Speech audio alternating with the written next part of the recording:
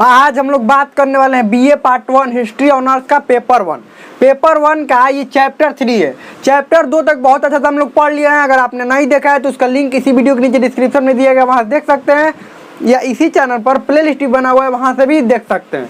तो चलिए हम लोग चैप्टर 3 स्टार्ट करते हैं। और ये इस चैप्टर का क्या नाम है? भारत का प्राक इतिहास, यानी प्रारंभिक इतिहास। भारत में इतिहास प्रारंभ कैसे हुआ, क्या हुआ, मानव की उत्पत्ति से सब कुछ पढ़ेंगे। मानव की उत्पत्ति कैसे हुआ, क्या हुआ, पाषाण काल क्या था, ये सब के बारे में पूरे डिटेल में पढ़ेंगे। आप इसको अंत तक देखते रहिए। तो भारत का प्रारंभिक इतिहास कैसे शुरू होता है? भारत का इतिहास, क्या मनुष्य आज जो ऐसे दिखाई देते हैं पहले से भी वैसे ही मनुष्य थे? नहीं। पहले किस रूपों में थे? आप पहले भी जानते होंगे, पहले मनुष्य जंगलों में रहा करते थे और वो बंदर के रूप में थे। पहले कैसे थे? बंदर के रूप में थे। और धीरे धीरे उनका जो विकास होता गया, धीरे धीरे अच्छा उनका चेहरा, अच्छा सब कुछ, मतलब शरीर का अंग सब धीरे धीरे ठीक होने लगा। और उसके बाद आज ऐसा मनुष्य आपके सामने दिखाई देता है।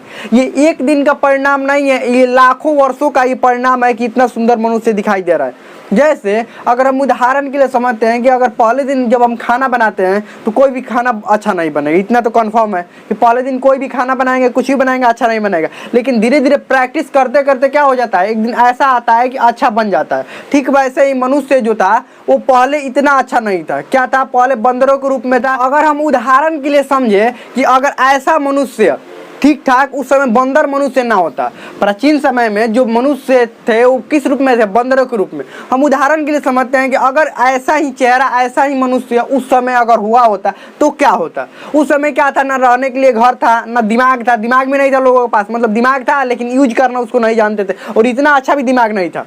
ना रहने के लिए घर था, ना खाने के लिए खाना था, ये कुछ समाज, ये जो दुनिया के बारे में कुछ भी जानकारी नहीं था। तो क्या ये ऐसा मनुष्य चेहरा लेकर घूमता? क्या ऐसा ही उसका चेहरा रह पाता? नहीं रह पाता। इसीलिए शुरुआत में मनुष्य किस रूप में थे?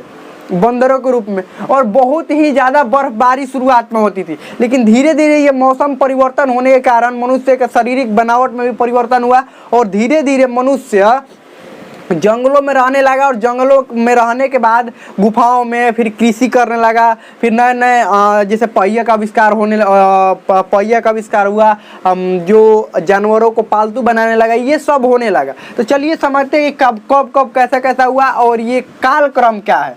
प्राचीन भारतीय इतिहास के विकास के कालक्रम क्या है? देखिए, पहला जो कहते हैं उसको प्रागैतिहासिक काल कहते हैं।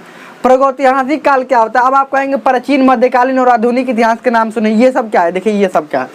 प्रागैतिहासिक काल ये वैसा काल है जिस काल में कोई भी साहित्यिक स्रोत नहीं प्राप्त हुए। साहित्यिक मतलब समझते हैं, कोई भी रचना, कोई भी पुस्तकों के रूप में कोई भी बातें लिखित या ऐसे ही मौखिक रूप से भी प्राप्त नहीं हुआ है। यानी कि इस काल में कोई भी साहित्यिक स्रोत प्राप्त नहीं हुआ है, कोई भी साहित्यिक साक्ष्य उपलब्ध नहीं है, साक्ष्य नहीं है, परंतु पुरातात्विक साक्ष्य है। पुरातात्विक साक्ष्य है। और पुरातात्विक साक्ष्य का मतलब पुरातात्विक साक्ष्य मौजूद है, यानी उनको जानने का पुरातात्विक जो साक्ष्य है वो मौजूद है। आप समझिए उदाहरण क्या, उदाहरण में समझते हैं। उदाहरण के लिए पाषाण काल, जो पत्थरों वाला काल है, जिस काल में मनुष्य के जीवन पूरा पत्थरों पर ही निर्भर था, उसी को पाषाण काल कहते हैं ना। पाषाण काल किसको कहते हैं? रहने के लिए गुफा पत्थर का, आग जलाने के लिए वो भी पत्थर से ही आग जलाते हैं, शिकार करने के लिए हथियार भी पत्थरों का ही बनाते हैं। मतलब सब कुछ जब पत्थर से कर रहे हैं, इसीलिए उस काल को क्या कहा गया? पाषाण काल कहा गया। अब देखिए, तो इस काल में पाषाण काल इसका उदाहरण है प्रागैतिहासिक काल का। इस काल में कोई भी साहित्यिक साक्ष्य नहीं मिले, सिर्फ पुरातात्विक साक्ष्य मिले। साहित्यिक साक्ष्य का मतलब, अब देखिए, मनुष्य खुद रहने का उसको घर रही है, साहित्य की रचना कहाँ से करेगा? कोई किताब कहाँ से लिखेगा? लिखना पढ़ना, खाना या भोजन नहीं मिल पा रहा था उस समय कोई लिखेगा? कुछ नहीं लिखेगा।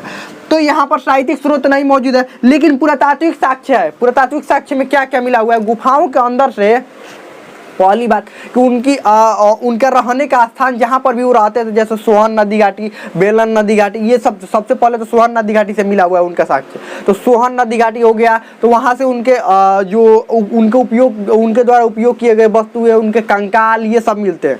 और उसके बाद गुफाओं से भी उनके बहुत सारे साक्ष्य मिलते हैं। जैसे गुफाओं पर बहुत तरह के चित्र बनाया करते थे, वो क्या बनाया करते थे, चित्र बनाया करते थे। तो उनके चित्रों से भी पता चलता है कि वो लोग कैसे थे और कैसा जीवन जीते थे। तो ये क्या है, ये सब पुरातात्विक स्रोत साक्ष्य ही। तो उनका हड्डी मिला, तो क्या है ये साहित्यिक है? नहीं, ये पुरातात्विक है। उनके द्वारा शैल चित्र बनाया गया, गुफाओं में जो चित्र बनाया गया, भीमबेटका का गुफा में जो मध्य प्रदेश में, वहाँ पर ये चित्र मिले हैं। तो क्या है, पुरातात्विक स्रोत है। तो ये जो पाषाण काल यानी प्रागैतिहासिक काल में कोई भी साहित्यिक साक्ष्य नहीं मिला है। क्या मिला है, हुआ है पुरातात्विक साक्ष्य। और इसका उदाहरण है पाषाण काल। पाषाण काल में, पत्थरों वाला काल में कोई कैसे साहित्य की रचना कर सकता है? खाने के लिए खाना नहीं है, साहित्य की रचना कहाँ से होगा? उसके बाद ऐतिहासिक, इसमें क्या है, लिखित साक्ष्य मिला हुआ है। क्या है, लिखित साक्ष्य तो मिला हुआ है, लिखित साक्ष्य मिला तो है लेकिन पढ़ा नहीं गया है। लिखित साक्ष्य है, लिखित साक्ष्य है लेकिन पढ़ा नहीं गया है। इसको भी समझाएंगे। लिखित साक्ष्य है लेकिन इसमें पढ़ा नहीं गया है। क्या किया गया है, पढ़ा नहीं गया। इसका लिपि ही नहीं समझ में आया, पढ़ा नहीं गया है, पढ़ा नहीं गया है। और इसमें साहित्यिक साक्ष्य मिलते हैं, साहित्यिक साक्ष्य है, साहित्यिक साक्ष्य है। अब देखिए इसका उदाहरण समझ लेते हैं। इसका उदाहरण क्या है, उदाहरण यहाँ पर सिंधु घाटी, और पुरातात्विक स्रोत इसका भी मिला हुआ है। ध्यान समझिएगा, इसका पुरातात्विक जो स्रोत है, साहित्यिक साक्ष्य भी मिला हुआ, पुरातात्विक साक्ष्य मिला हुआ है। इसका क्या मिला हुआ है, पुरातात्विक साक्ष्य भी मिला हुआ है। ध्यान रखिएगा, पुरातात्विक साक्ष्य भी मिला हुआ है। साक्ष्य है पुरातात्विक, जैसे सिंधु घाटी सभ्यता, सिंधु घाटी सभ्यता, सिंधु घाटी सभ्यता, ये क्या है, सिंधु घाटी सभ्यता है, ये क्या है, किस चीज के बारे में, ये क्या होता है इसमें ये है कि पुरातात्विक स्रोत तो मिला हुआ है सिंधु घाटी सभ्यता का, लेकिन साहित्य जो लिखा हुआ है उस पुरातत्व पर भी जो मान लीजिए मुहरे हैं, लिखित साक्ष्य मिला हुआ है ना, अभी तक लिपि नहीं पढ़ा गया है। तो इसीलिए सिंधु घाटी सभ्यता वो अधैतिहासिक में आता है। उसके बाद बात करते हैं ये वैदिक काल। वैदिक काल, इसके बारे में ज़्यादा पुरातात्विक साक्ष्य इकट्ठा नहीं हो पाते हैं। पुरातात्विक साक्ष्य इकट्ठा ना होने के बाद, मतलब ना होने के कारण इसके बारे में ज़्यादा जानकारी जो साहित्यिक स्रोतों से मिलती। और ऐतिहासिक काल जिसमें दोनों मौजूद हो और अच्छा से पढ़ा गया हो, दोनों हो, और जो जिसको अच्छा से पढ़ा गया हो वो क्या होता है, ये ऐतिहासिक काल होता है। ऐतिहासिक काल में दोनों हो और अच्छा से पढ़ा गया, साहित्यिक और पुरातात्विक सोच दोनों हो और उसको अच्छा से पढ़ा गया हो। जैसे बात करते हैं, अब नए नए राजवंशों का समय आया तो उस समय के पुरातात्विक स्रोत, जैसे हर्यक वंश के समय पुरातात्विक स्रोत, साहित्यिक स्रोत सब मौजूद होते हैं। हर्यक वंश के, मौर्य वंश की बात करें, ये सब के बारे में बात करते हैं, ये ऐतिहासिक काल में ये सब आते हैं। चलिए आगे बढ़ते हैं। तो ये समझ में आ गया, प्रागैतिहासिक काल, पाषाण, ये अधैतिहासिक काल और ऐतिहासिक काल, ये समझ में आ गया। अब समझते हैं प्रागैतिहासिक काल में पाषाण काल बोले थे, पाषाण काल, तो पाषाण काल को भी समझ लेते हैं। पाषाण काल को भी 3 भागों में बांटा गया है। कितना भाग, 3 भागों में बांटा गया। 3 भाग कौन कौन, पूरा पाषाण काल, पूरा पाषाण काल, पूरा पाषाण काल, मध्य पाषाण काल, पाषाण काल, पाषाण काल, और उसके बाद नव पाषाण काल, नव पाषाण काल, नव पाषाण काल। और पूरा पाषाण काल में क्या है, पूरा पाषाण काल, मध्य पाषाण काल, नव पाषाण काल। इसका जो समय है पूरा पाषाण काल, ये इसको भी 3 भागों में बांट कर देखते हैं। ये प्रारंभ से शुरू होता है, एकदम शुरू से, मानव इतिहास जब से शुरू होता है वहां से। इसको भी 3 भागों में बांटा गया है। कौन कौन 3 भाग में बांटा गया है। अब देखिए पूरा पाषाण काल के साक्ष्य कहाँ कहाँ से मिलते हैं, कहाँ कहाँ से पता चलता है कि पूरा पाषाण काल के लोग भी थे, और कहाँ कहाँ से, ये सोहन नदी घाटी, बेलन नदी घाटी, सोहन नदी घाटी, बेलन नदी घाटी, ये सब नदी घाटियों से क्या होता है, पूरा पाषाण काल के साक्ष्य मिलते हैं। सोन नदी घाटी, ये सारे नदी घाटियों से ही पूरा पाषाण के लोगों के बारे में जानकारी मिलती है। अब आप कहेंगे देखिएगा, अधिकतर आप देखेंगे ना, जब भी लोगों का बसावट नदी के किनारे ही देखिएगा, लोगों का बसावट नदी के किनारे क्यों होता था? नदी घाटी बोला जाता, सोहन नदी घाटी। सोहन नदी घाटी क्यों बोला जाता है? कि सोहन नदी के किनारे जो बसावट हुआ था, जो लोग रहे थे, उसको सोहन नदी घाटी बोलते हैं। और उसके बाद बेलन नदी घाटी, तो बेलन नदी, और उसके बाद ये सोन नदी घाटी, तो सोन नदी के किनारे। अब देखिए ये जो नदियों के किनारे ही लोग क्यों बसते थे, क्या ऐसा कारण हो? 2-3 गो कारण। पहला कारण पानी की आपूर्ति अच्छा से हो जाए। दूसरा बात क्या था कि नदियों के किनारे ही अच्छे जंगलों का बसावट होता है। तीसरा कारण मछलियों को ठीक ठाक पकड़ लेते थे। तो ये 3-4-5 कारण ऐसे होते थे जिसके कारण उनको कहाँ रहना पड़ता था, ये नदियों के किनारे। अब आप कहेंगे व्यापार भी कर सकते थे, तो ये पाषाण काल के लोग व्यापार कहाँ करेंगे? पाषाण काल के नहीं, जब आगे हम सिंधु घाटी पढ़ेंगे उस समय बात करेंगे कि हाँ व्यापार हो सकता है। लेकिन यहाँ पर तो व्यापार नहीं हो सकता है। यहाँ पर लोगों के जीवन जीने के मूलभूत आवश्यकताएं पूरी नहीं हो रही है, और ये लोग कैसे व्यापार के बारे में भी सोच सकते हैं? तो ये निम्न पूरा पाषाण काल, निम्न पूरा पाषाण काल। उसके बाद मध्य पूरा पाषाण काल, मध्य पूरा पाषाण काल, मध्य पूरा पाषाण काल, उच्च पूरा पाषाण काल, पूरा पाषाण काल। अब इसका थोड़ा समय जान लेते हैं। ये प्रारंभ से इसका समय माना जाता है 10,000 ईसा पूर्व तक। प्रारंभ से 10,000 ईसा पूर्व तक इसका समय माना जाता है। उसके बाद इसका जो समय माना जाता है 10,000 से लेकर 5500 ईसा पूर्व तक, ईसा पूर्व।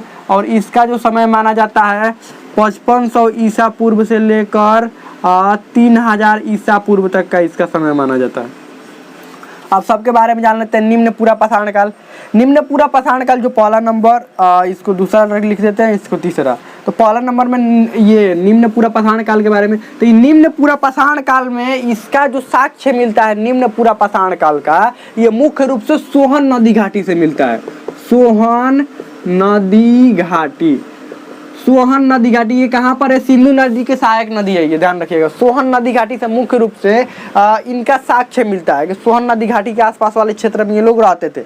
अब ये लोग इसको सोहन संस्कृति भी बोलते हैं, सोहन संस्कृति भी बोलते हैं, इसको ध्यान रखिएगा, सोहन संस्कृति। और ये मुख्य रूप से देखिएगा, ये मुख्य रूप से अपना जीविका का जो मुख्य आधार क्या था, इनका शिकार था। मुख्य आधार क्या था? जंगलों से शिकार करते थे। और हथियार कैसे बनाते थे? हथियार ऐसे बनाते थे, देखिए एक और बात समझिए, इनको शिकार करने के लिए कोई सुदृढ़ बात, मतलब सुदृढ़ जो हथियार इनके पास नहीं था। तो ये ऐसे हथियार बनाते थे, थोड़ा सा बड़ा हथियार बनाते थे, और थोड़ा नुकीला पत्थरों से ही हथियार बनाते थे, पानी के धार पर रख देते थे। इनको ये भी नहीं पता था कि पत्थर थोड़ा नुकीला बनाना है, तो एक पत्थर को दूसरे पत्थर से घिसने पर भी वो नुकीला बन जाता है, ये भी उनको नहीं पता था। तो पानी के धार पर देखते थे कि पानी के धार जब चल रहा है, क्योंकि नदी के किनारे ये लोग रहते थे, तो देखिएगा वो पानी के धार से देखते थे कि पत्थर चिकना हुआ है, और वो पत्थर जो है वो किसी भी चीज को मतलब काटने में या कुछ भी करने में अच्छा सहायक हो रहा है। इसीलिए जो भी पत्थर को इनको चिकना बनाना होता था, हथियार वो पानी के सामने रख देते थे। मतलब नदी बह रहा है, उसमें पानी में एक दिन में थोड़े उतना चिकना हो जाता था, नहीं, बहुत दिन समय लग जाता था। और एक बात कि जो पहले से उसमें पत्थर पड़े हैं उसका उपयोग ये लोग कर लेते थे। तो ये मुख्य रूप से उन्हीं सब पत्थरों पर और हथियारों पर निर्भर यहाँ पर थे, और ज़्यादा दिमाग उमाग नहीं चलाते थे ये। और शिकार करने के लिए बड़े बड़े पत्थरों का भी यूज करते थे ये लोग, बड़े बड़े पत्थर का यूज करते थे शिकार करने के लिए। अब सोहन नदी घाटी संस्कृति समझ में आ गया। तो मुख्य रूप से सोहन नदी और उसके आसपास यानी सिंधु नदी के आसपास वाले क्षेत्र मिला। दूसरा मध्य पूरा पाषाण काल, मध्य पूरा पाषाण काल, ये इस क्षेत्र में देखिए मध्य पूरा पाषाण काल जो है ये यहाँ पर थोड़ा सा ये लोग विकसित होने लगे। अब ये अपना हथियार ऐसे बनाने लगे फलकों के रूप में, अपने हथियार थोड़ा सा बड़ा बनाने लगे, और ये दो धार बनाने लगे उसमें। ऐसा मान लीजिए एक पत्थर है, उसमें 2 धार बनाने लगे मध्य पूरा पाषाण काल में, और 2 धार बनाकर वहाँ पर शिकार करने लगे इसीलिए। और फलक का निर्माण करने लगे अपने हथियारों में, मतलब एक तरफ दूसरी तरफ ऐसे बनाने लगे। इसको फलक संस्कृति भी कहते हैं, फलक संस्कृति, फलक संस्कृति भी कहते हैं। अब इसका जो रहने का स्थान है, मध्य पूरा पाषाण काल का स्थान है, ये सिंहभूम